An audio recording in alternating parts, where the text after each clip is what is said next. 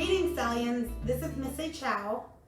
Today I'll be reading you a story called Ricky the Rock That Couldn't Roll. It's written by Jay Miletsky and illustrated by Erin Wozniak.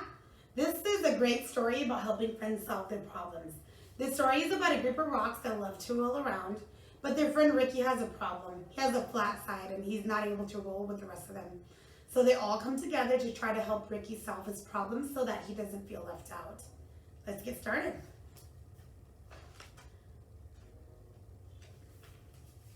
Over the lake and out past the bay was a green grassy hill where the rocks came to play. They would race to the top to take in the view, then roll their way down the way rocks love to do. There were Kit, Pip, and Chester, and Marvin the Boulder. Ignatius played too, though he was much older. And a group called the Pebbles never ever sat still, zigzagging their way up and over the hill. Kai was a meteorite and not from this planet, and Maya was lava and taken for granted. Stu was a smart one, Parker the clown, and Grumpy Ebert rolled around with a frown. Gabby was sassy, Lacey had flair, Emma was giggly, and Hud had black hair. How do you make a tissue dance? Seriously? You put a boogie in it.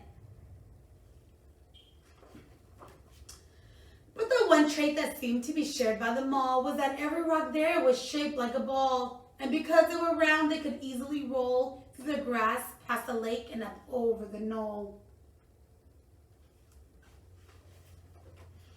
Except for poor Ricky, who quietly sat. You see, Rick couldn't roll because one side was flat. What part of this is supposed to be fun? His friends didn't get it. Come roll, they would chant. So Ricky tried, but replied, I'm sorry, I can't. But the rocks were determined. They were sure they could solve Ricky's flat-sided problem and help him revolve. So Marvin the Boulder, with his impressive physique, carried Rick all the way to the top of the hill's grassy peak. Then they pushed him downhill, yelling, keep rolling, kid. But Rick didn't roll. He just kind of slid. This feels like a bad idea. Well, the rocks weren't done, not by a mile. Surely this next try would get Rick to smile. They stuck rubber balls all over Rick, using big gobs of glue to get them to stick. They were proud of themselves. This will work, they announced, but Ricky still couldn't roll. Now he just sort of bounced. Boing, boing. No good, no good, no good. Well, they pushed and they pulled, trying every which way to get Rock to roll, but by the end of the day, nothing had worked, just like Rick expected. He ended up feeling depressed and dejected. It's no use, Ricky sighed. There just isn't a way.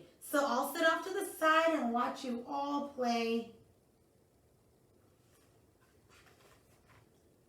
But his friends wouldn't quit. We're here for you, brother. We'll get you to roll one way or another. So they pondered and thought, each straining his brain, till they looked up and saw it was starting to rain. Now that's when it hit that smart stone named Stu. Eureka, he shouted. I know just what to do. He explained to them how they would get Rick to tumble. My plan is pure genius. Stu wasn't too humble. So they carried our hero down the road about a mile to the lake where they gathered up mud they could pile. On the flat side of Rick, creating a mound that they shaped, smoothed, and sculpted until it was round. Then after the rain, with the sun in the sky, they left him to bake till the mud was all dry. They gathered up vines on one colorful feather that they wrapped all around Nick to keep it together. Does anyone have a towel?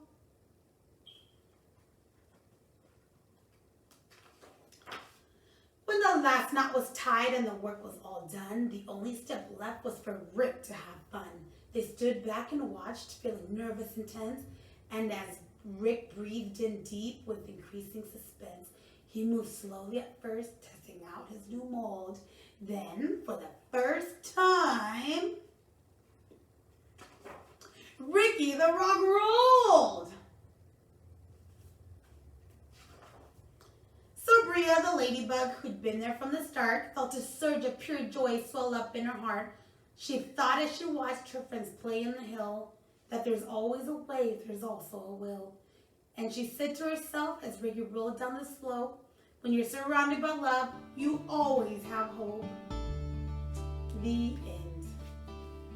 I hope you guys enjoyed the story, Stallions, and I hope you're at home reading and writing in your reading log and doing your homework. We miss you and hope you're doing okay. Bye.